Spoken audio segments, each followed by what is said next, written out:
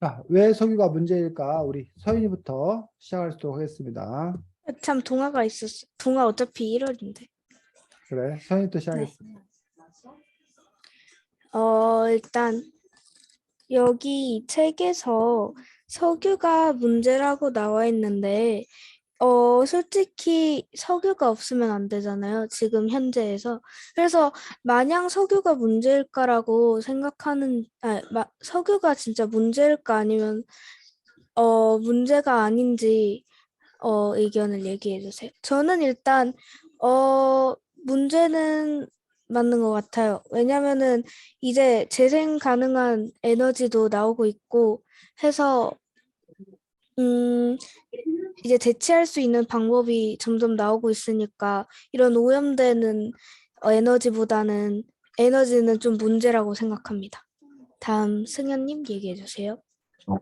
이제 저는 그 석유만이 문제가 아니라고 생각합니다. 이제 예를 들면은 소를 사육하는 데서 나오는 소가 이제 특히 이제 방귀듯이 메탄가스를 내뿜잖아요. 그 메탄가스가 이제 되게 양이 많다고 들어가지고 제가 그래서 이제 그 소를 저희가 방목해서 이제 키우는 것도 있고 그리고 예를 들면 천연가스나 아니면은 수소를 이제 저희가 자동차로 수소 전지 자동차를 만들잖아요. 근데 그 수소를 만들려면은 어쨌든 공해 환경을 이제 그 수소를 채취하려면은 어떤 작업을 거쳐야 되는데 근데 그 작업이 이제 전기가 필요하기 때문에 그 전기를 어디서 생산하냐면 우리나라 거의 그렇게 많지 않지, 한 30% 정도가 석탄 화력 발전소에 이전을 알고 있어서, 그래서 제가 이제 석유뿐만 아니라 다른 것도 문제가 된다고 주장하고 있습니다. 네, 감사합니다. 다음 주성님 말씀해 주세요. 저는 일단은 석유 때문에 약간 환경 오염이나 기후 변화 그런 게 많이 일어나기도 했고 또 나라 간의 싸움의 이유가 되기도 하는 것 같아서 저는 석유가 문제라고 생각합니다. 자, 그 동아가 책을 못 구했대. 동아가 책을 못 구해서 그 질문 내용에 따라서 그냥 그 할 수 있는 거면 참여하고 안 그러면 듣고 그렇게 진행하도록 하겠습니다. 진행하세요. 참고하기 바라고. 서윤 진행해. 다음 예준님 말씀해 주세요. 저도 일단 석유가 문제가 된다고는 생각을 하는데, 자연환경을 파괴하고 오염하는 것도 그렇고, 아까 주성님이 얘기하신 것처럼 나라 간 갈등, 전쟁의 원인이 되기 때문에 문제가 된다고 생각합니다. 네, 감사합니다. 다음 동아님 얘기해 주실 수 있을까요?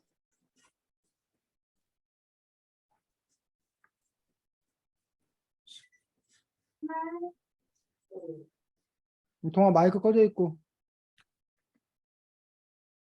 네, 어, 그 석유가 확실히 환경 파괴나 이런 것 때문에 문제긴 하지만 그래도 아직까지 현재로서는 그보다 더 효율적인 에너지 방법이 없기 때문에 아직까지는 조금은 사용해야 된다고 생각합니다. 네, 감사합니다. 다음 선생님 말씀해 주십시오. 네, 이 책에 따르면 그 아까 예주나 뭐 주성이가 얘기했던 부분들처럼 커다랗게 두 가지 문제점에 대해서 지적하고 있다고 생각합니다.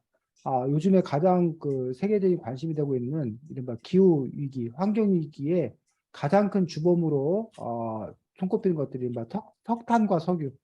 뭐 물론 석유보다 더 욕먹는 건 석탄이긴 하지만 어쨌든 석탄과 석유가 이른바 탄소 배출로 인해서 기후 환경 위기의 주범이라고 해서 일단 가장 큰 욕을 먹고 있는 그런 상황들이고 또 한 가지 그 문제가 되는 그런 부분들이 이 책에 따르면 그런 석유 소유권을 둘러싼 국제적인 분쟁 때문에 즉 석유 때문에 전쟁이 많이 일어나는 거다.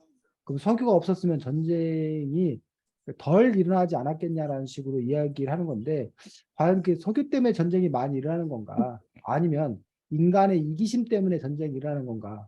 만약 그러면 석유가 없었더라면 전쟁이 일어나지 않았겠는 건가라는 부분들에서 그 관계가 일치하는 건가는 우리가 좀 따져볼 필요가 있다라고 생각이 듭니다. 그런데 제가 좀 의문은 이 책에 보면 처음에 석유 덕분에 멸종 위기에 빠질 뻔했던 고래들이 그 전까지는 그 고래 기름을 이용해서 등불을 밝혔고 했기 때문에 고래 그 사냥이 많이 이루어졌었는데 석유의 발명으로 인해서 굳이 고래 기름으로 이렇게 등불을 밝힐 필요가 없었기 때문에 그래서 오히려 이제 석유가 더 이렇게 좋은 거였다. 라는 건데 지금은 또 이렇게 석유가 문제다라고 얘기하니 석유 입장에서 좀 억울하지 않을까라는 그런 생각을 뭐 해보았습니다. 또 자동차 발명 같은 경우에도 이 책에 보면 석유를 에너지로 하는 그런 자동차가 발명되었는데 그것이 갖는 의미가 지금 우리는 상상할 수 없는데 석유 그 자동차 발명 이전에는 마차, 마차가 중요한 교통수단이었었는데 그러다 보니까 이 말들이 싸는 똥 때문에 도시의 어떤 그런 여러 가지 문제가 발생하고 마차 사고 같은 것들이 벌어졌었는데 이 석유를 원료로 하는 연료로 하는 그런 자동차가 만들어짐으로써 마차로 인해서 빚어지는 각종 문제가 해결되어서 석유가 그 당시에는 되게 많이 찬양받았다고 얘기합니다. 근데 이제 그것들이 오늘날은 커다란 그 문제로 몰리는 것들을 놓고 보았을 때, 이런 것들을 어떻게 봐야 되는 건지. 그렇다면 앞으로 우리가 이제 석유를 대체할 수 있는 새로운 에너지가 만들어진다고 했을 때 그게 분명히 이제 크게 차량받을 텐데, 그것 역시 또 세월이 지나면 또 다른 부작용, 또 다른 문제를 일으켜가지고 비판받지 않을까라는 생각도 함께 뭐 해보았습니다. 네, 감사합니다. 두 번째 질문은 이제 석유가 이제 한 곳에 딱 정해지지 않고 막 여러 나라에 걸쳐서 나오는 곳도 있는데 만약 그 석유를 그 석유를 나눈다면은 어떻게 나눠야 되는지 말씀해 주시길 바랍니다. 일단 저는 원래 전쟁이 나지 않으려면 공평하게 나누긴 해야 되지만 그럼 나라마다 각각 억울한 사연이 억울할 것 같아서 저는 나라에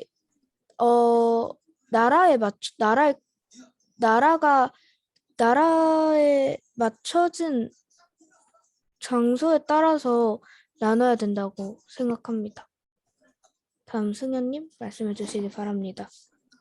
이거 제가 알기로는 이제 이거의 대표적인 예시가 카스피에 있는 원유 지역이라고 들었거니 이제 사회시간에서 배웠는데 이것을 바다로 보냐 아니면 호수로 보냐에 따라서 이제 자기가 가진 석유의 양 그게 이제 달라진다고 들었거든요. 그래서 이제 이제 만약에 정확히 모르겠는데 제가 기억상으로는 바다로 보게 되면은 이제 다 공평하게 가진다거나 그런 걸로 되어 있는 것 같고 아니면 호수면 이제 자기 구역만 딱 해가지고 그 안에서 아니다 호수가 그 전체 이제 나누는 거고 바다가 아마도 분계를 이제 나눠서 그 안에 있는 석유들은 그 나라 걸로 나눈 걸로 듣고 있어요. 그래서 이제 어떤 나라들은 이제 이 카스피해는 바다다라고 주장을 하고 있고 아니면 어떤 나라들은 이제 이 여기는 이제 호수다 이렇게 주장을 하고 있어서 이제 얘라고 볼 수 있는데 저는 일단은 바다라고 보는 게 훨씬 더 나을 것 같습니다. 감사합니다. 다음 주성님 말씀해 주세요. 저는 약간 석유를 뭐 땅 넓이에 따라 나누든 인구수에 따라 나누든 어쨌든 그렇게 여러 가지 방법이 있겠지만 저는 그냥 다 공평하게 나누는 게 제일 좋을 것 같다고 생각합니다. 네, 감사합니다.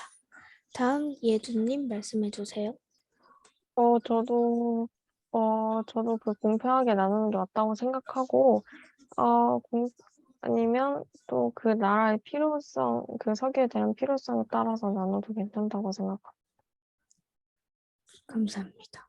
다음 동아님 말씀해 주세요. 일단 석유는 한 곳에 모여 있는 그 특징이 있는데 그걸로 어떻게 또 공평하게 나눈다는 게 이해가 잘 안 되고요.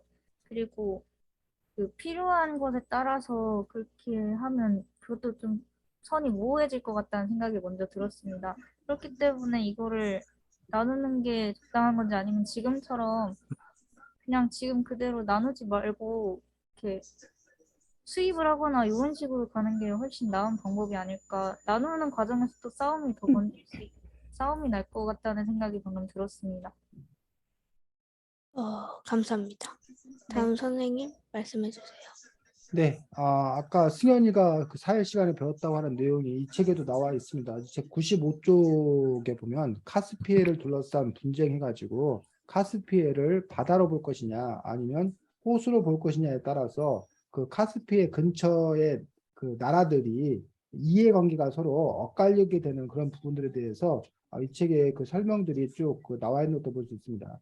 책 97쪽에 보면 그 카스피해를 둘러싸서 러시아와 카자흐스탄, 투르크메니스탄, 이란, 아제르바이잔이라는 나라, 그래서 총 5개국이 이렇게 요 지도인데 5개국이 이렇게 그 둘러싸여 있는 어떤 그런 상황들인데 뭐 바다 같은 경우 우리가 보통 영해라고 하는 것들 12해인가 뭐 이렇게 영해가 있어가지고 그 안에는 자기들이 그 배타적 소유권 그 다른 나라는 거기 못 들어오고 자기 나라 것으로만 이용될 수 있는 어떤 그런 부분들이 있기 때문에 그래서 이제 그 경우에는 이른바 그 카스피해와 그 접하고 있는 국경이 접하고 있는 게 긴 나라가 더 유리한 그런 그 권리를 주장할 수 있는 부분들을 볼 수가 있고 반면에 뭐 이렇게 호수라고 한다면 그 호수에 접하고 있는 나라들이 함께 이제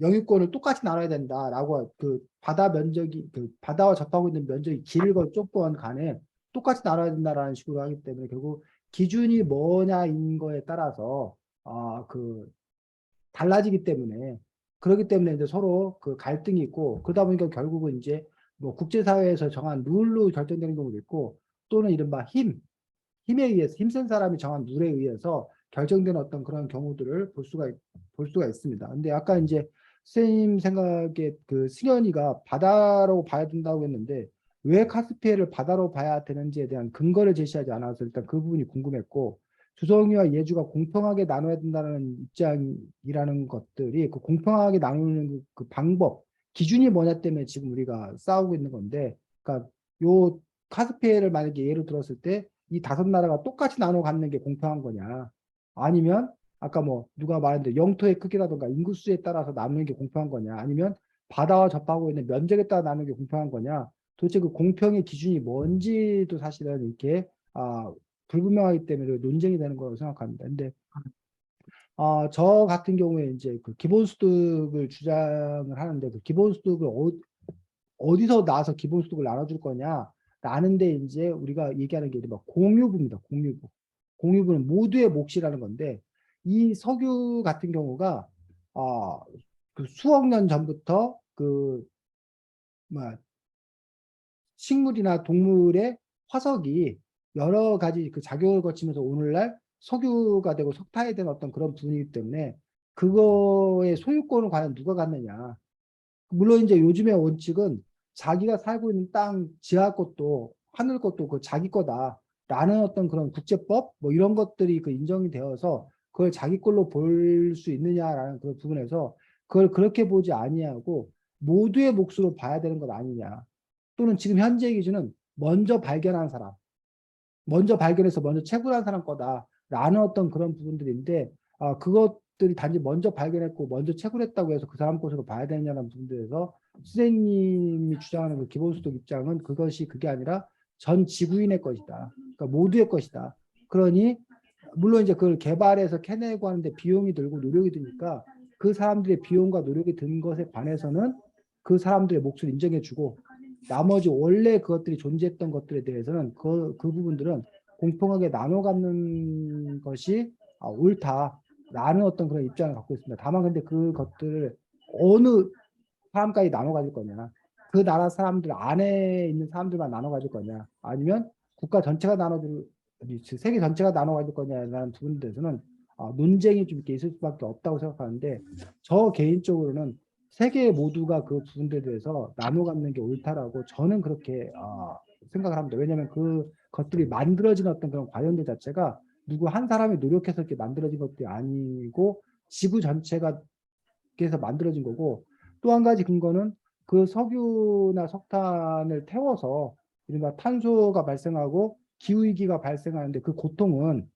어느 한 사람만 갖는 게 아니라 지구인 불특정 다수가 그 고통을 갖기 때문에 그 고통받는 것에 대해서에 대한 어떤 그런 대가, 그 보상 이런 그 의미에서도 그것들은 모두가 갖는 것, 모두가 나눠 갖는 것들이 옳다라고 저는 개인적으로 그렇게 생각합니다. 마이크 켜보세요. 네, 감사합니다. 저는 이게 끝입니다. 네, 수고했습니다. 혹시 승현이나 주성이, 예주 선생님의 질문에 대해서 답해 줄 수 있는 거 있어? 공평의 기준이 뭔지 또는 승현이 왜 바다로 봐야 된다고 하는지 혹시 근거가 있는지. 어,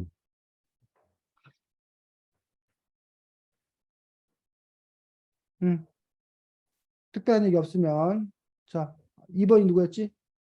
저요. 예주 진행하겠습니다. 일단 제가 아까 하나 하려던 데는 서현님이 하셔서 일단 하나만 하겠습니다. 86쪽과 87쪽에 있는 유가의 그래프를 보고 여러분들은 어떻게 생각하셨을지 궁금한데 일단 저는 음, 저는 앞에 전쟁 혹은 테러들로 인해서 이렇게 물가가 굉장히 오락가락하고 상승하고 하락하는 게 굉장히 신기했고 이래서 그 전쟁은 일어나면 굉장히 나라가 힘들어지겠다라는 생각을 했고요. 그리고 그 2008년에 그 물가가 갑자기 확 상승을 했는데 이것도 그 이것도 수요증으로 인해서 폭등하기 시작했는데 그런 일이 일어나면 정말 나라가 힘들겠다는 생각을 했습니다. 서현님은 어떻게 생각하시나요?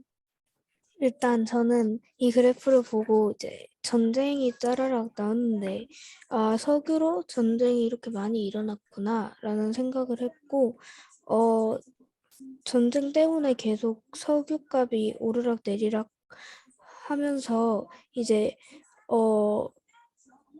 이제 조금 경제가 어려워질 것 같다라는 생각을 했습니다. 주성님은 어떻게 생각하세요? 저도 이렇게 약간 전쟁이나 테러 같은 이런 약간 특이한 특별한 어쨌든 그런 상황에 대해서 유가가 이렇게 오르락 내리락 하는 게 신기했고 또 1970년대나 그때쯤 약간 과거의 석유 가격하고 지금의 석유의 가격 차가 많이 나서 신기했습니다. 승현님이 얘기해주세요. 어, 이제 약간 저도 그 금융위기? 그거 이제 리먼 브라더스 사태 때문에 이제 갑자기 석유 가격이 낮아지는 것에 대해서 많이 놀랐고요. 그리고 이제 그 용키프루 전쟁 때문에 이제 석유 가격이 오르는 것도 그게 이제 세상에 그 전쟁이 나면은 석유 가격이 이제 일시적으로 오른다는 것을 저는 알아냈습니다. 네, 그렇답니다. 도원님, 어, 네? 네. 도원님은 그래프가 지금 볼 수 뭐지? 있습니다. 그 볼 수 있어? 온라인 그걸로 한 게 방금 다운로드가 돼가지고 음, 지금 찾고 있어요. 86쪽입니다. 그럼 넘어가고. 네, 그럼 선생님 먼저 얘기해주세요. 네, 저도 사실은 그 전에 70년대 이전에 유가가 뭐 아주 쌌다라는 거를 저는 뭐 태어나기 이전이었으니까 전혀 몰랐는데 유가가 그렇게 쌌었나, 오랜 기간 그렇게 쌌었나라는 부분에서 유가의 어떤 그런 역사가 좀 많이 달라졌다라고 듣는데 특히 여기 보면 어, 9.11 테러 이후에 그 유가가 아주 뭐 이렇게 엄청나게 치솟았고 140불 이상 이렇게 갔다가 그다음 리먼 브라더스 사태로 인해서 완전히 또 바닥으로 또 이렇게 떨어지고 해서 그 유가의 그 출렁임에 따라서 상당히 고통스러웠겠다. 많은 사람들이 좀 이렇게 힘들었겠다라는 그런 생각을 했습니다. 그리고 이것들이 단지 과거 일이 아니라 현재 진행형인 것들. 그래서 지금 제가 이제 지금 최근 5년 동안에 요게 지금 이제 유가의 흐름을 보여주고 있는 그런 그래프입니다. 그래서 5년 동안의 그 그래프인데 5년 내에 봤을 때 여기가 지금 이제 2020년 4월 20일 날 16.94달러까지 떨어졌습니다. 여기 지금 뭐 140불 뭐 100불까지 올라갔던 것들이 거의 뭐 한 8분의 1로 떨어져 갖고 16.94달러까지 떨어졌는데 이때가 혹시 어떤 때인지 알아? 2020년 4월 20일 날. 코로나? 코로나19로 인해서 그 세계가 다 이제 봉쇄령이 내린 거야. 비행기도 안 뜨고, 그다음에 뭐 봉쇄령이 내리다 보니까 자동차 사람들 뭐 이렇게 출근도 안 하고 이러다 보니까 공장도 가동도 안 하고 이러다 보니까 연료 소비가 급격하게 이제 떨어질 거다라고 해가지고 그러다 보니까 이제 16.94까지 곤두박질쳤던 그런 부분을 볼 수 있습니다. 그러다가 여기 120불 정도까지 치솟았어. 이게 언제냐면 이제 얼마 전, 몇 달 전이지. 6월 6일 날 6월 6일 정도에 이렇게 120불까지 치솟았던 거야. 이때는 왜?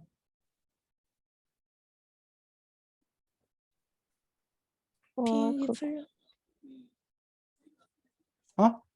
코로나 규정이 좀 풀려서.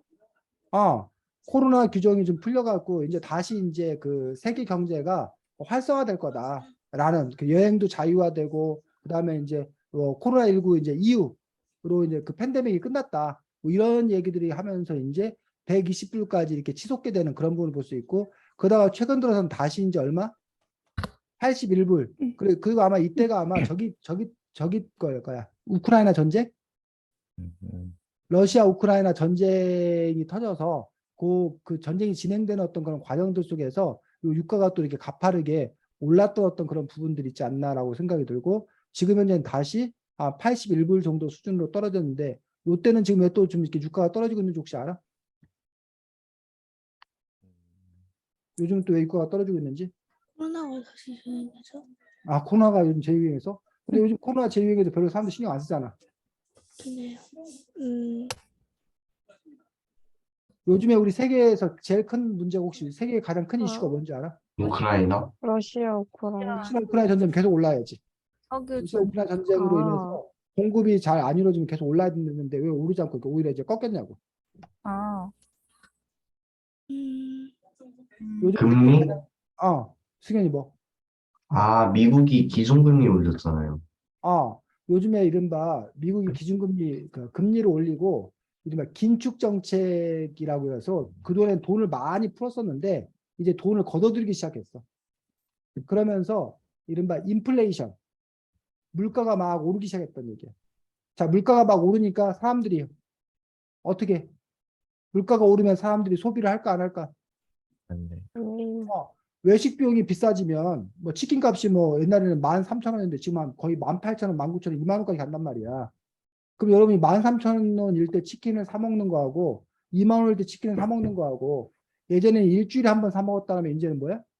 2주에 한 번 사 먹는다든가 이런 식으로 무슨 소비를 뭐 한다는 거야? 줄인다는 거야. 이해가?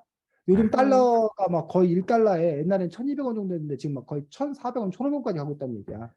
그러면 사람들이 해외여행을 많이 갈까 조금 갈까? 조금? 덜 갈 거 아니야. 너무 달러가 비싸니까 가기 힘들잖아. 옛날에는 1달러 바꾸려면 1,200원만 있으면 됐었는데 이제는 1,500원이 필요한 거야.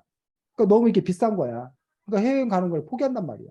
그러니까 옛날에는 그러니까 쉽게 말하면 120만 원만 있으면 갈 수 있었던 거를 150만 원을 내고 가야 되니까 부담스러우니까 이제 해외여행도 미루게 된다는 거지. 이러다 보니까 이른바 경기가 둔화가 되는 거야. 둔화. 경기가 둔화된다는 것, 소비가 둔화된다는 것은 그만큼 에너지를 뭐 한다는 거고 덜 쓴다는 거고 에너지가 덜 쓸 걸 예측되니까 유가가 뭐 하는 거야? 떨어지게 되는 이런 일들을 빚는다는 거지. 그래서 유가라는 것들은 사람들이 더 많이 돌아다니고 더 많이 소비하고 이러면 당연히 에너지가 더 많이 필요하고 에너지가 더 많이 필요하면 당연히 유가가 뭐 하는 거야? 폭등하게 되는 그런 것도가 이게 관련이 되어 있는 그런 부분들을 볼 수가 있다는 거지. 그래서 아까 그래서 요 그래프가 단지 그 과거였던 그런 부분이 아니라 현재 진행형인 어떤 그런 부분들이고, 근데 어쨌든 이런 것들이 이렇게 옷만 일어날 때는 그나마 사람들이 적응을 할 수 있다는 거야. 근데 문제는 이것들이 뭐해?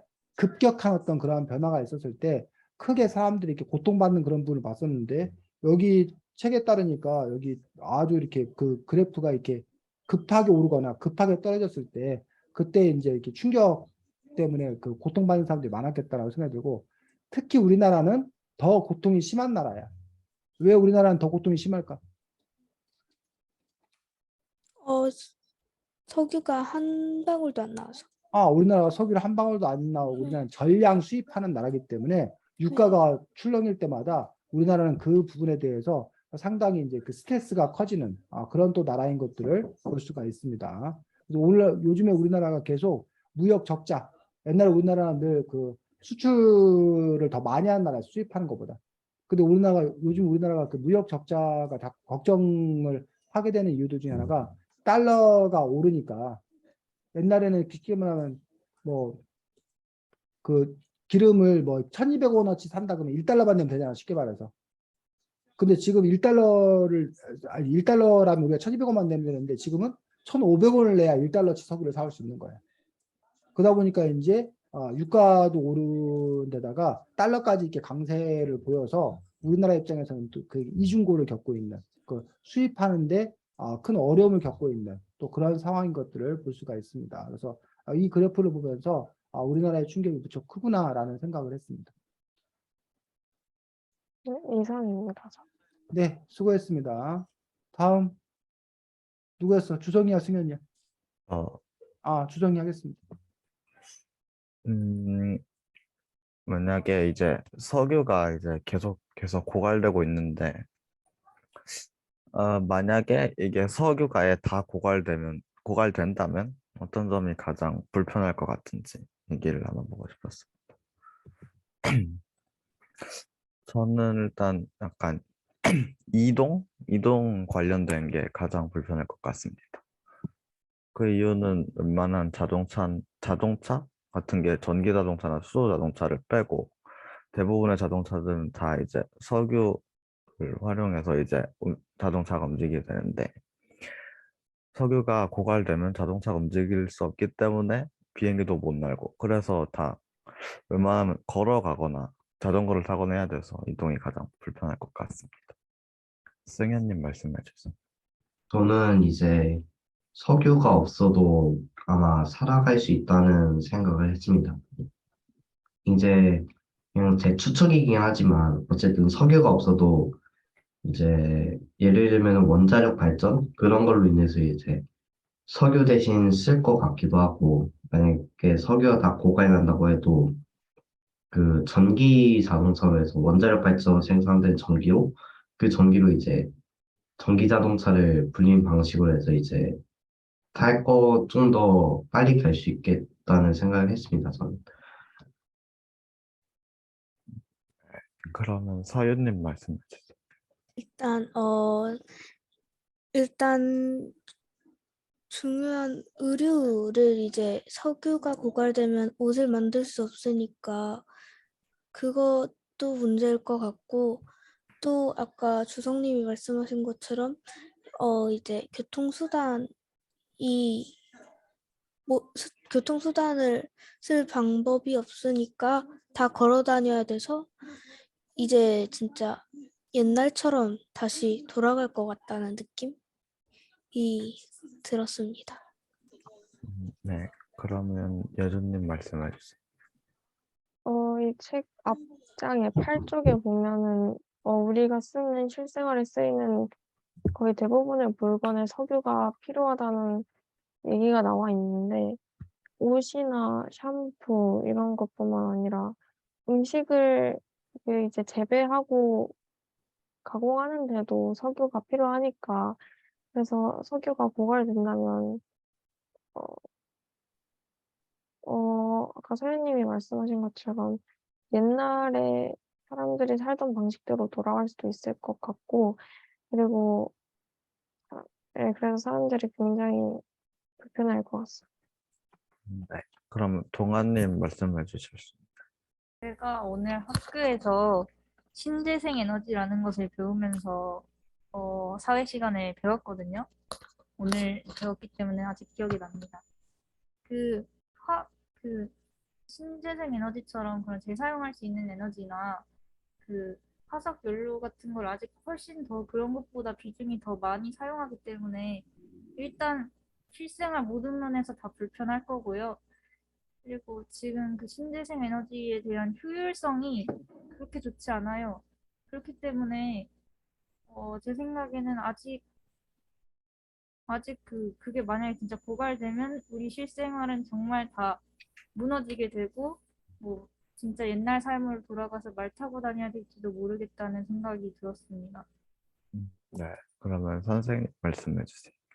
근데 저는 뭐 그 동아나 주성 씨의 생각과는 좀 다릅니다. 그 주성이는 아까 이동이 불편할 거라고 얘기했었는데 그거에 대해서 아까 승현이가 나름 반박을 했다라고 생각을 합니다. 그래서 지금 에너지 문제만 놓고 보면 석유 이 책 여기 11쪽에 보면 이렇게 나왔습니다. 2000년대 이후 급속히 진행되어 현재 발전소에서 전기를 만드는 데 쓰이는 연료 중 석유가 차지하는 비중은 5%에 불과하다.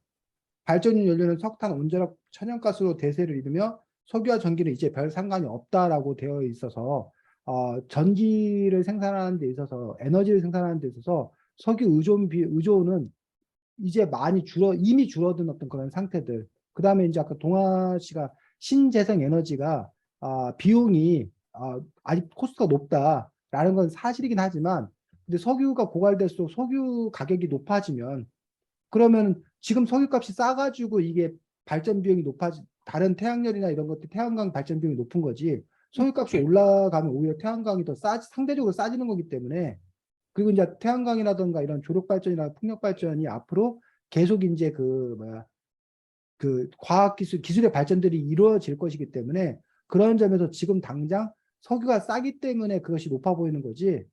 그 문제는 해결될 거고 그러면 에너지를 얻는 거는 특별히 문제는 없을 거다. 다만 비용이 좀 높아질 수는 있겠다.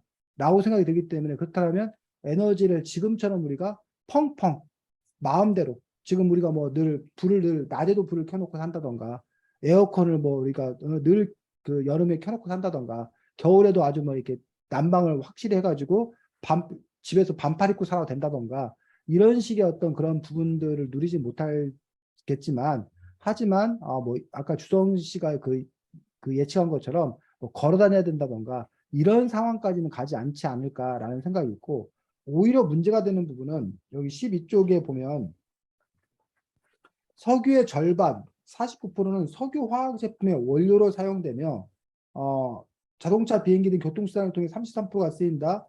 치약, 칫솔, 비누, 샴푸, 로션, 세제뿐만 아니라 쌀, 생태, 조기, 달걀 그리고 버스데이까지 우리는 수입된 석유의 80% 이상을 쓰고 있다라고 해서 오히려 커다랗게 문제가 되고 있는 부분들은 바로 석유 화학 제품이 더 문제가 되고 있는 건 아닌가라고 생각합니다. 물론 아까 그 서현 씨가 옷 같은 걸 얘기를 들었었는데 뭐 석유 화학 제품으로 우리가 옷을 대량으로 이렇게 생산할 수 있게 되었는데 그럼 석유가 없었던 시절에 그럼 옷이 없었냐? 그건 아닌 거죠. 그 전에는 이제 우리가 천연 섬유 예를 들면 뭐 면화라던가 목화 따서 만든 면화라던가 아니면 양털 갖고 만든 양모라던가 아니면 뭐 삼배라던가 뭐 이런 식으로 비단, 실크 비단이라던가 이런 그 자연에서 얻는 어떤 그런 옷감을 이용해 가지고 우리가 옷을 만들어 입었었는데 그 자원은 상대적으로 그 제한되어 있기 때문에 역시 지금처럼 우리가 옷을 막 많이 그 자유롭게 사서 입는 어떤 그러한 시대가 끝나지 않나.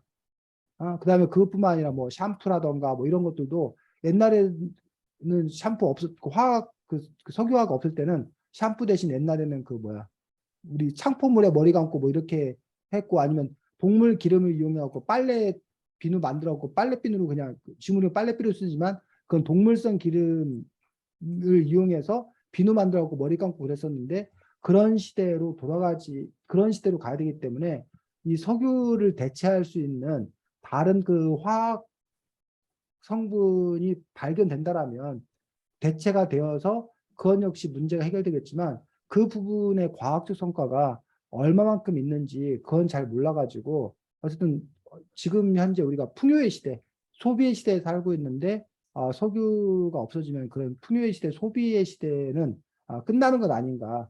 그런 점에서 우리가 처음에는 좀 이렇게 힘들 거다. 하지만 이 책을 보면서 제가 이제 깨달은 것들은 사람들이 이렇게 석유를 본격적으로 쓰기 시작한 시기가 그러니까 몇백 년 안 된 거죠. 쉽게 말해서. 그럼 인류의 역사를 수십만 년을 놓고 보면 아주 극히 일부분 시간에 석유가 있었던 거지. 쉽게 말하면 조선시대 석유 없이 살았다는 거죠. 우리가. 그 조선시대 사람들 못 살았냐? 이게 멀쩡하게 살았다는 거예요. 그렇다면 그러한 삶에 대해서 지금 우리가 어떻게 살아 하지만 또 막상 살게 되면 살지 않을까 싶은 뭐 그런 또 생각을 하고 또 한편에는 과학자들이 그 뭐야 석유 화학 제품의 원료를 대체할 수 있는 것들을 만들어낼 수 있지 않을까라고 저는 개인적으로는 그쪽에 오히려 희망을 걸고 있기 때문에 뭐 큰 변화는 없을 거다라는 쪽입니다. 솔직히 말하면. 네, 그렇습니다. 오늘은 여기까지 하겠습니다. 네, 수고했습니다. 다음 수현님. 어, 이제 그 161쪽에 보시면은 그 환경 파괴와 문명의 붕괴라고 있잖아요. 만약에 이제 가정을 합니다. 이제 이 지구에 만약에 엄청난 재난이 닥쳐서 당신이 이제 죽거나 아니면 여길 떠나거나 한다면 이제 엄청난 재난이 닥치면 당신이 어떻게 하실 건가라는 전 질문을 하고 싶습니다. 일단 저는 그냥 죽음을 맞이하겠고요. 뭐 다른 거 할 필요 없이 와 온다. 그러고서는 바로 이제 죽음을 맞이할 것 같습니다. 그다음 이제 서윤님 말씀해 주세요. 저는 제 생명이 아주 소중하다고 여기기 때문에 일단 다른 데로 갈 것 같고요. 지금도 이제 우주에 대해서 개발을 많이 하고 있는 편인데, 아직까지는 지구가 파괴될 날이 남았으니까 지구가 엄청 안 좋아졌을 때는 그에 대한 대책 방안도 만들어졌지 않을까 생각해서 저는 죽지 않는 길을 선택하겠습니다. 네, 그다음 주성님 말씀해 주세요. 어차피 약간 그대로 맞이해도 죽고 그래서 도망치면 죽을지 살지 확실하지 않으니까 저는 도망칠 것 같습니다. 네, 그다음 동아님 말씀해 주세요. 이건 정확한 그 질문이 뭐였죠? 만약에 이제 자신에게 재난이 닥친다면 이 지구에 이제 재난이 엄청 큰 재난이 닥친다면 당신이 이제 무엇을 할 것입니까? 음, 저는 도망갈 것 같습니다. 그래도 저도 제 생명이 그래도 그나마 소중하다고 생각하는 편이기 때문에 저도 도망갈 것 같습니다. 다른 우주나 우주 밖세계로.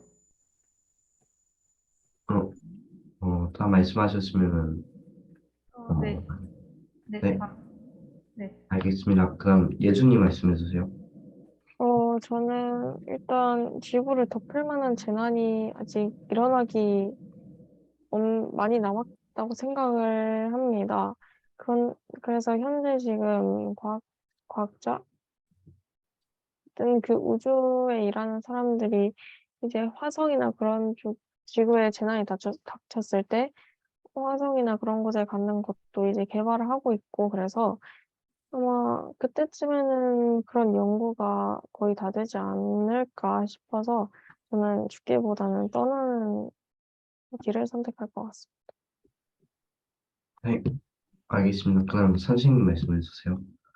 네, 뭐 일단은 뭐 재난이 닥친다면 과연 그 재난을 피할 재간이 과연 있을 건가라는 부분에서 물론 동아 예주 뭐 주성 씨처럼 또 뭐 탈출할 거다 피할 거다라고 얘기를 했는데 그러기 위해서는 또 소수의 선택된 자들만이 그런 혜택을 누릴 수 있지 않을까. 물론 이제 지금 이른바 테슬라의 그 일론 머스크가 화성 이주 프로젝트를 지금 이미 추진하고 있는 그런 상황들이어서 뭐 언웨이, 왕복이 아니라 갔다 돌아오는 게 아니라 그냥 가서 그럼 화성 가서 살겠다라는 사람들을 모집한다 그러고, 그런데도 불구하고 수많은 사람들이 지금 현재 지원을 한 그런 상태라고 얘기합니다. 그래서 현재 그 지구의 어떤 그런 재난 앞에서 여러 가지 그 방안을 찾고 있는데, 하나가 이렇게 화성 프로젝트와 같은 인간이 살 수 있는 새로운 우주를 찾아 그러니까 새로운 지구를 만든다. 새로운 지구를 찾아 떠나자라는 그런 프로젝트를 추진하는 그런 그룹들이 있는 거고. 근데 이제 그것들은 두 가지 면에서 문제가 있는데, 하나는 과연 기술이 그만큼 언제 발전할 수 있느냐의 어떤 그런 문제들. 두 번째는 그렇게 된다 하더라도 그렇게 갈 수 있는 사람이 과연 얼마만큼이나 될 것이냐의 어떤 그런 두 가지 어떤 그런 문제점들이 있다라고 생각이 들고, 그 다음에 이제 얘기되고 있는 것들이 지금 당장 그 기후 정의라고 보통 얘기하는데, 기후 위기 문제를 해결하기 위해서 지금 같은 그 에너지 사용이라던가 성장의 어떤 그런 신화에서 벗어나서 멈추자. 더 이상 기후 위기 환경위기가 되는 거를 멈추기 위해서 각국 정부가 노력하자. 규제를 철저히 가하자. 그렇게 함으로써 지구의 종말을 어떻게든 막자라는 어떤 그런 움직임이 있습니다. 그래서 쌤도 지난주 토요일 날 그 무슨 9월 24일 날 서울 그 시청 광화문 쪽에서 기후 정의 대행진 뭐 이렇게 그런 프로그램들이 있어가지고 서울에 잠깐 갔다 왔는데, 거기서 이제 사람들 행진하면서 이제 뭐 기후 위기를 알리고, 그다음에 뭐 갑자기 도로에 뭐 들어 눕고 막 그런 그 캠페인 뭐 이런 것들을 했었는데, 근데 또 한쪽에서는 그거에 또 이제 뭐하는 반대하는, 기후정이 이렇게 애치는 사람들이 오히려 국가를 망하게 하는 거다. 자유로운 기업 활동을 너희들은 왜 방해하느냐. 이러면서 그 완전히 그 이상한 짓 하지 말아라 라고 이제 막 그 반발하는 또 그런 그 또 다른 그 반대편의 시위를 하는 또 그런 사람들도 또 이렇게 만나기도 했었는데, 어쨌든 그런 부분에 대한 어떤 논쟁들이 이렇게 있는 것들을 볼 수가 있고, 또 한쪽에서는 과거 트럼프 대통령 같은 경우에는 기후위기가 이른바 과장된 이야기이다. 지구 역사를 놓고 보면 기온이 올라갈 때도 있고 빙하기 떨어질 때도 있고 그런 과정에 있는 건데, 왜 그렇게 호들갑을 떠느냐. 그리고 또는 그 이른바 과학자들이 이러한 문제를 슬기롭게 잘 해결할 것이다. 그러니 공포감을 주지 말아라. 왜 공포감을 주느냐. 라는 식으로 또 이렇게 이야기하는 그런 또 이렇게 여러 가지 그런 그룹들이 있는 것들을 볼 수가 있습니다. 근데 뭐 저의 입장에서 어쨌든 제 첫 번째 생각은 기후 위기를 막기 위해서 어쨌든 우리 사람들이 좀 나서야 된다, 행동해야 된다라고 생각이 들어서 어쨌든 먼저 할 수 있는 일들을 하려고 하는 것들이 첫 번째 일이고, 그럼에도 불구하고 기후 위기를 통해서 재난이 닥친다라면 저는 뭐 탈출이나 이런 것보다는 그냥 친구들하고 모여서 파티를 하겠습니다. 그 담담하게 그 상황을 담담하게 잘 맞이할 거라고 생각합니다. 네, 네, 저 이제 다 끝났습니다. 네, 수고했습니다. 뭐 동화는 뭐 책을 못 읽은 상황에서 뭐 특별히 할 얘기 있으면 하고, 안 그러면 선생님이 진행을 하고. 동화. 음, 어, 그러면 하나만 질문을 하겠습니다. 아까도 석유가 고갈되면이라는 얘기가 많이 나왔는데, 그 석유가 고갈되고 나서 우리는 과연 그 화석 연료 중에서 가장 큰 석탄과 석유 중에 석유가 하나 사라지는 건데요. 그러면 우리는 어떤 에너지를 사용하게 될 건지에 대해서 한번 말해보고 싶습니다. 제 생각에는 일단 비율이 가장 높은 게 보니까 수력 에너지라고 하기는 하더라고요. 그래서 신재생 에너지 중에서 수력 에너지 같은 거를 사용하지 않을까라고 생각이 듭니다. 네, 그러면 바로 그냥 승현님 말씀해 주세요. 저 잠시만 그 질문이 뭐예요? 자, 질문은 석유가 고갈된다고 했었을 때 그 대체할 수 있는 에너지로 가장 유력한 것들을 뭘로 보아야 할 것인 건가라는 부분에서 동화는 수력 에너지를 지금 가장 유력한 것으로서 제시를 했습니다. 네, 저는 이제 수소 에너지를 저는 가장 유력하다고 봅니다. 아직 개발 중에는 있지만 만약에 저게 실제 상용화가 된다면은 이제 적은 에너지로 많은 생산량을 만들어낼 수 있기 때문에 그 에너지가 이제 저는 나중에 그 개발될 가능성이 있다고 봅니다. 네, 다음으로 예준님 말씀해 주세요.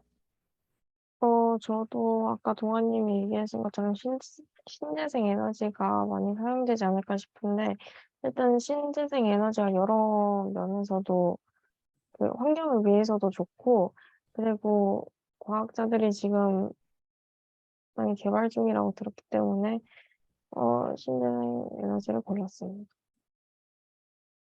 네, 그러면 서윤님 다음으로 말씀해 주세요.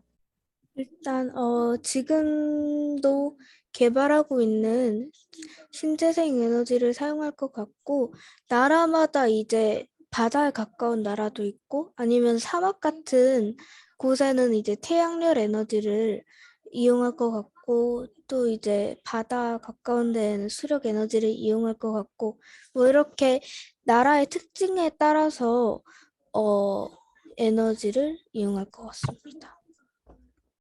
네, 그러면 다음으로 주성님 말씀해 주세요. 또 동아님이나 예준님 같이 신재생 에너지가 가장 유력할 것 같고요. 또 그중에서 태양력 에너지, 그 태양광 그게 약간 유력할 것 같습니다. 네, 마지막으로 선생님 말씀해 주세요. 네, 그 수력 에너지가 가장 비중이 크다고 한 얘기가 어떤 자료에 근거해서 얘기하는지 잘 모르겠는데, 아까 그 서현이가 말했던 그 바다를 이용하는 건 우리가 보통 수력이라고 하지 않고, 바다를 이용하는 경우는 우리가 조력, 그 조수 간만의 차, 밀물과 썰물을 밀물과 이용해서 썰. 이용하면은 조력 발전소라고 그러고, 그다음에 이제 파도가 칠 때 그 파도 치는 걸 이용해서 하는 건 우리가 파력 발전소라고 얘기하고, 보통 우리가 이제 수력 발전소라고 얘기하면 댐에서 그 물을 그 내려 보낼 때 그 위치 에너지, 낙차를 이용해서 발전기를 돌려서 하는 어떤 그런 부분들이 수력 발전소 아니면 이제 어쨌든 폭포나 뭐 이런 식으로 이렇게 위에서 떨어지는 그런 경우에 그걸 이용하는 거라던가, 아니면 수력 에너지 여러분들이 가장 그 뭐야 형태가 그 물레방앗간에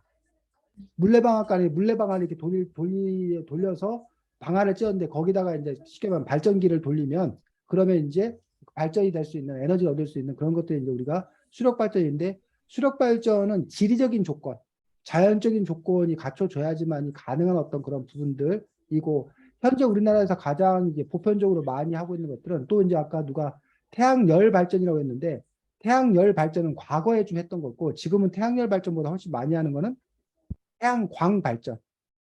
그래서 태양열 발전하고 태양열 발전은 말 그대로 태양의 열을 이용해서 우리 돋보기로 빛 모아갖고 이렇게 막 불 이렇게 나게 하는 것처럼, 그래서 태양열을 모아서 물을 끓여서 수증기를 이용해서 터빈을 돌려가지고 만드는 것들이 우리가 태양열 발전이라고 해서 과거였던 그런 방식이고, 지금 주로 하는 방식은 태양광에서 빛을 가지고 이제 패널 안에 있는 뭐 선생님 뭐 정확히 그 원리는 모르겠는데, 그 안에 뭐 양음 전기를 바꾸면 그러면 이제 전기가 발생하는 그런 원리를 이용해서 그 태양광 발전이어서, 지금 현재 우리나라에서 가장 많이 밀고 있는 것들, 그 눈에 띄는 것들은 태양광 발전을 많이 해서 그논 같은데 그 위에다가 태양광 발전을 한다던가, 심지어는 뭐 산을 깎고 거기에 태양광 발전을 만든다던가, 아니면 공장 지붕, 옥상, 또 요즘에는 아파트 베란다 같은 데도 이렇게 요만한 가로수로 한 1m짜리 태양광 그 패널을 이렇게 설치해가지고 각 자기 집에서 쓸 수 있는 전기 정도를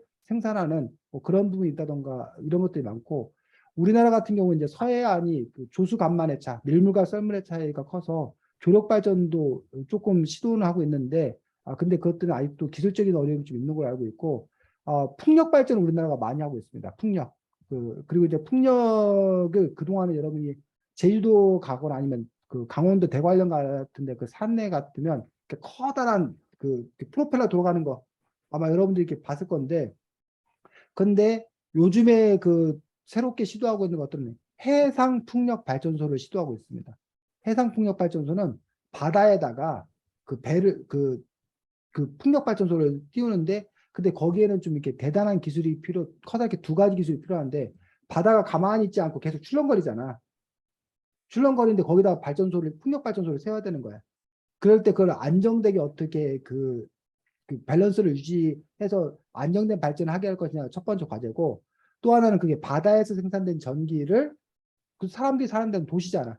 도시까지 어떻게 또 이렇게 안전하게 그 이동시킬 거냐. 그런 부분에서 이제 기술이 발전된다면 우리나라 삼면이 바다고 바다는 늘 바람이 불기 때문에 그런 해상 풍력 발전이 좀 이렇게 대안이 되지 않을까 그래서 그런 시도가 있는 걸로 알고 있습니다.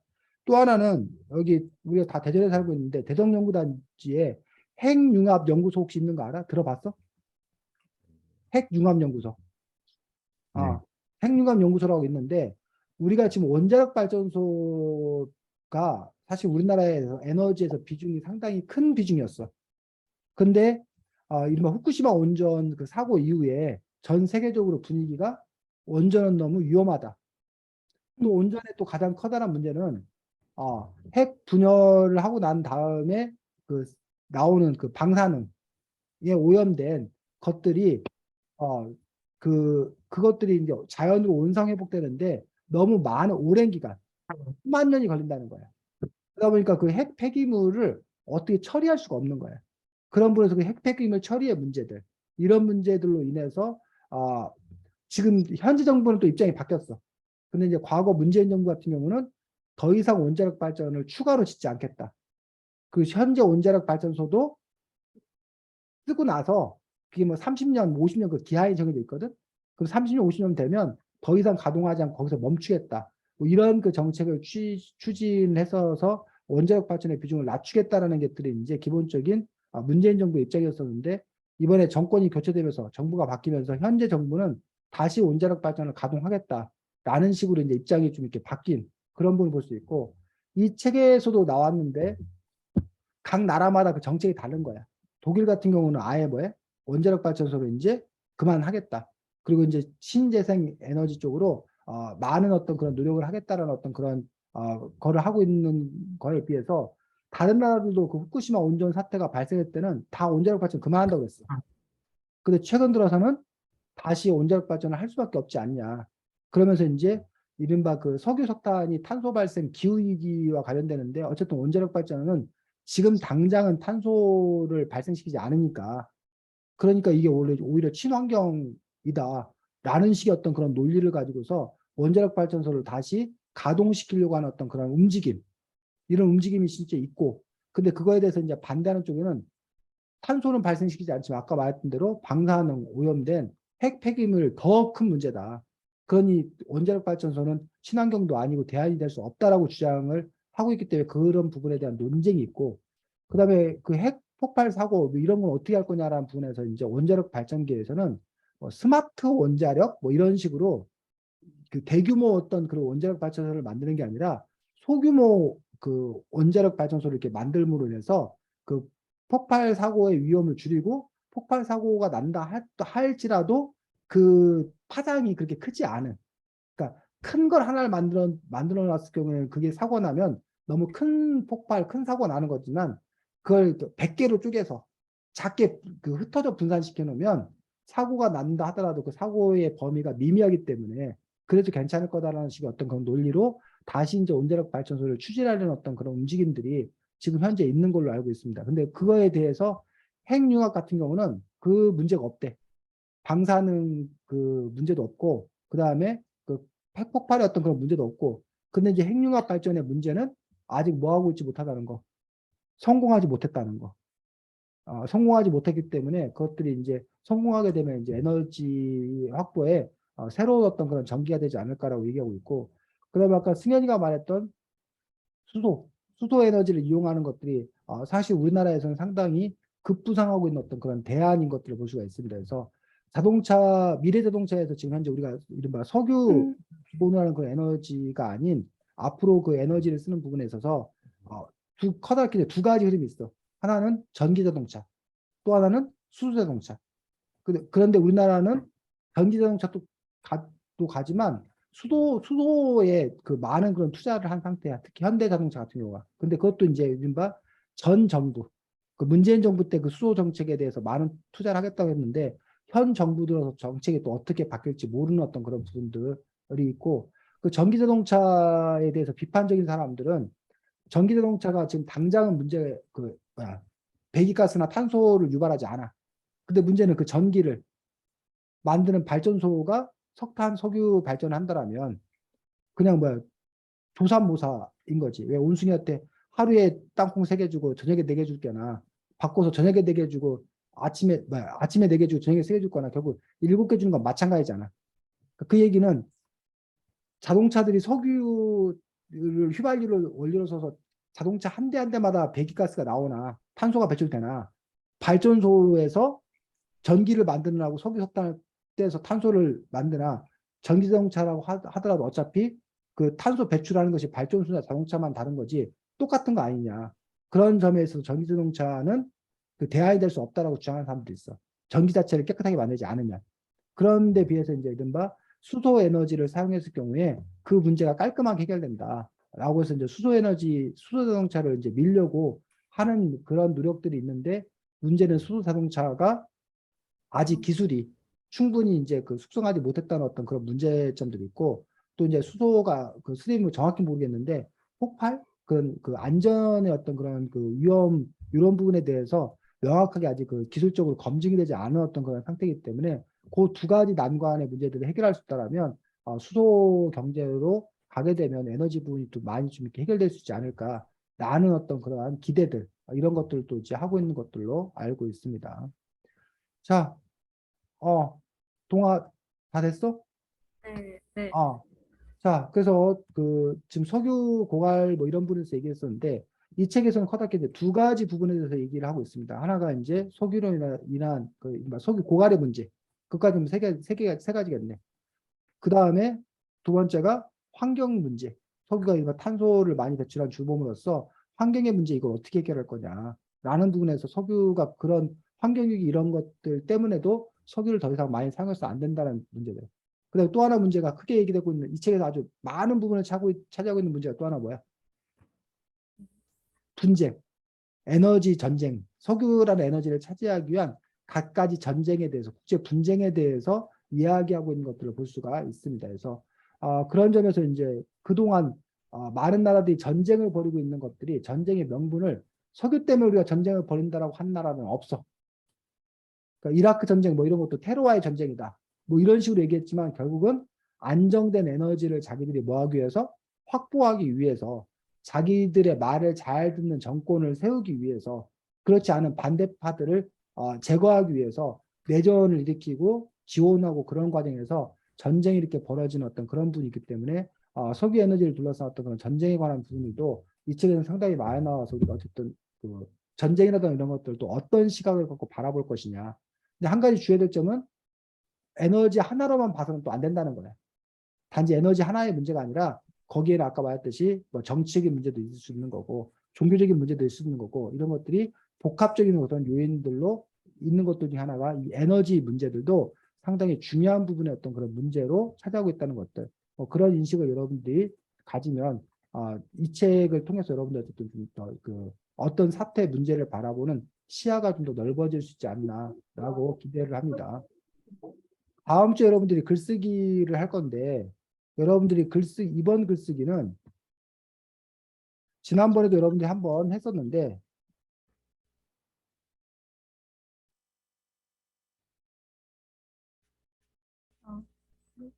자료 찾아 연구하여 글쓰기라고 하는 어떤 그런 부분들. 그래서 지난번에 이제 수필이라는 그 수필은 사실 문학적인 글이야.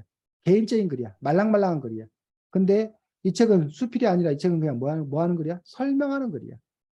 어떤 사태에 대해서 얘기하는 글이고 때로는 주장이 담겨 있는 어떤 그런 글이라는 얘기야. 그래서 여러분들이 이 책의 다음 챕터를 쓴다고 생각하면 돼.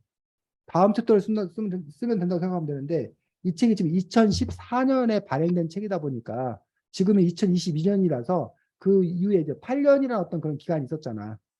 그래서 그 이후의 어떤 그런 부분들을 이 책에서는 지금 반영하고 있지 못하는데 여러분들이 그 이후에 일들을 지금 여기서 보면 책이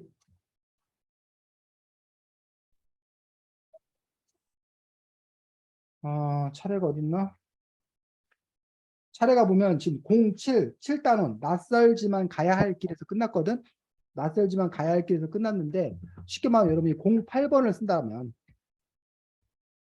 무슨 제목을 달아서 여러분이 쓸 거냐는 얘기야. 물론 여러분이 그렇게 한 챕터까지 쓸 수는 없다고 생각이 들어. 그러면 다시 이 07 챕터 안에 작은 소제목이 있어. 뭐 카스피해를 둘러싼 분쟁, 해가지고 쭉 몇 장 나오고 석유를 무기로 삼는 러시아 해가지고 몇 장 나오고 이런 식으로 이렇게 소제목이 붙어가지고 이렇게 하는 건데 여러분들이 그 소제목을 가지고서 그 내용을 기술하는 것들이 여러분이 다음번에 글쓰기 할 내용들인데 선생님이 추천이 아니라 예시드는 이 소제목 갖고 해도 돼. 하나는 뭐 코로나19와 석유. 그래서 코로나19와 석유에 관해서 여러분들이 글을 쓰면 돼. 코로나19가 석유와 어떤 연결 관계를 갖는지 그 것들로 인해서 어떤 변화가 있었는지 이건 여러분이 그냥 쓸 수 있는 건 아니고 뭐 해야 돼? 자료. 자료 조사를 해야 돼. 인터넷 검색을 해서 여러분들이 관련된 자료를 조사해서 여러분이 먼저 충분히 공부한 다음에 그 공부한 내용을 글로 쓰는데 이 사람이 썼던 그 투로 이러한 방식으로 여러분들이 쓰면 되고 아니면 지금 국제사회에서 가장 커다랗게 문제가 되고 있는 것 중에 하나가 바로 뭐야? 우크라이나 전쟁과 뭐? 석유에 대해서 여러분들이 써도 되고 아니면 이 책에도 뭐 나오긴 했었는데 어쨌든 그 이후에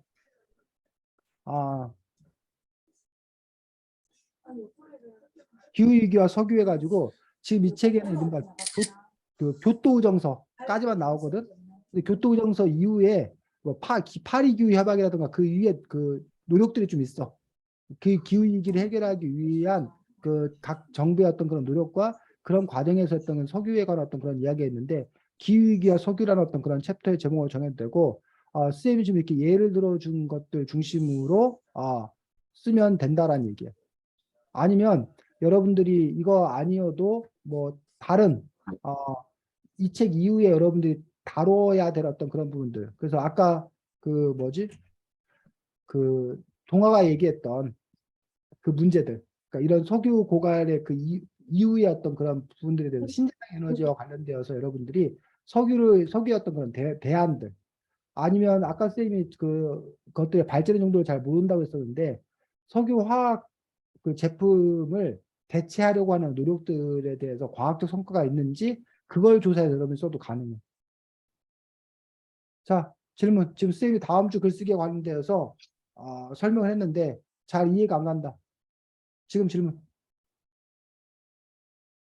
자, 첫 번째. 글의 형식은 이 글의 형식을 따라서 씁니다. 두 번째. 글의 내용은 선생님이 아까 얘기했듯이 코로나19와 석유, 우크라이나 전쟁과 석유, 기후위기와 석유, 아니면 뭐 석유 화학 제품을 대체하려는 노력들, 뭐 이런 식으로 여러분들이 아니면 그 기후 협약, 뭐 기후 문제를 해결하려는 노력들과 석유, 뭐 이런 식으로 여러분들이 소제목을 여러분들이 하나를 정해서 지금 쌤이 예시된 것들 중에서 정해서 해도 되고 아니면 여러분이 새로운 제목을 정해서 조사했어도 되고. 자, 그 다음에 하나만 더 얘기하고 마치도록 하겠습니다. 쌤이 이 책 읽다가 이게 좀 언제 써진 책이야? 지금 얘기야? 하는 식으로 깜짝 놀랐던 게 있는데 혹시 여러분들은 없었어? 이게 지금 얘기 아니야 라고 생각됐던 게? 14쪽.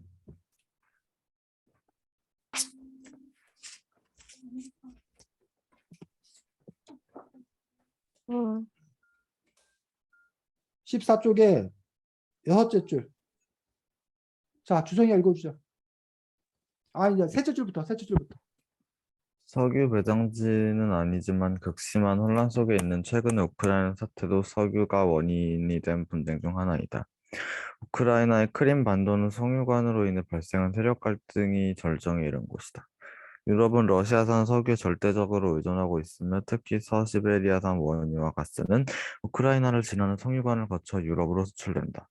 이 석유관의 안정적인 관리를 위해 유럽과 러시아는 우크라이나를 자기 세력권에 두고 싶어 한다. 우크라이나 내부가 유럽 연합 측에 서고자 하는 우크라이나계 주민과 러시아로 편입되고자 하는 러시아계 주민으로 분열될 것은 이 때문이다. 주성이 수고했습니다. 자, 이 부분 읽으면서 선생님은 이게 지금 얘기를 하고 있는 거 아닌가 하고 깜짝 놀랐어. 너는 그런 생각 안 했어? 이 이야기가 몇 년도였으면 2014년, 지금도 그 아까 8년 전이라고 그랬나? 2014년도에 이 책이 발행된 책이거든. 그러니까 그 이전에. 그러니까 사실은 이 우크라이나 전쟁이라는 것들은 어느 날 갑자기 일어난 전쟁이 아니라는 거야. 이미 이런 문제를 기본으로 뭐해? 깔고 있었다는 거야. 그런데 지금 젤렌스키? 지금 그 대통령, 우크라이나 대통령, 이 사람이 이른바 친서방, 유럽 연합 쪽에 자기가 들겠다고 하는 어떤 그런 부분들이었다는 거지. 그러다 보니까 이제 러시아 입장에서 이 우크라이나 뭐 다른 여러 가지 문제가 있겠지. 역사적인 문제도 있겠고 군사적인 문제도 있고 여러 가지 문제가 있는데 또 하나는 바로 이 뭘 둘러싼 석유관을 둘러싼 어떤 그런 문제로 인해서 러시아 입장에서는 이런 우크라이나를 뭐 할 수 없는 거야? 이후에 양보할 수 없는 그런 부분들이 전쟁을 촉발시킨 요인들 중에 하나 아닌가라는 어떤 그런 시각을 줄 수 있다는 거지. 그래서 근데 우리나라는 지금 누구 편이야? 유럽, 우리나라는 지금 그러니까 러시아하고 우크라이나 중에 우리나라 누구 편 같아요? 여러분 보기에. 우크라이나. 우리나라는 우크라이나. 우크라이나 편이야. 이른바 유럽의 시각, 미국의 시각에서 유럽과 미국이 우크라이나를 돕고 있기 때문에 우리나라는 그 서방 세계의 편에서 이 문제를 바라보고 있다는 얘기예요. 근데 만약 이거를 러시아의 시각에서 바라본다라면 또 다른 해석이 있을 수 있다는 거지. 물론 이제 우리가 이걸 러시아의 시각이나 우크라이나의 시각이 볼 게 아니라 대한민국의 시각에서 또 이 문제를 또 이렇게 바라본다든가 아니면 세계 시민의 시각에서 이 문제를 바라볼 수 있어야 된다고 생각되는데 어쨌든 이 우크라이나 전쟁과 속이라는 어떤 그런 제목을 갖고 여러분들이 글을 쓴다라면 이 부분이 또 기본 참고가 되어서 글을 쓸 수 있지 않을까 싶습니다. 자, 질문 없으면 마치도록 하겠습니다. 질문 없으면 수고 많았습니다. 안녕히 계세요. 계세요. 안녕히 계세요.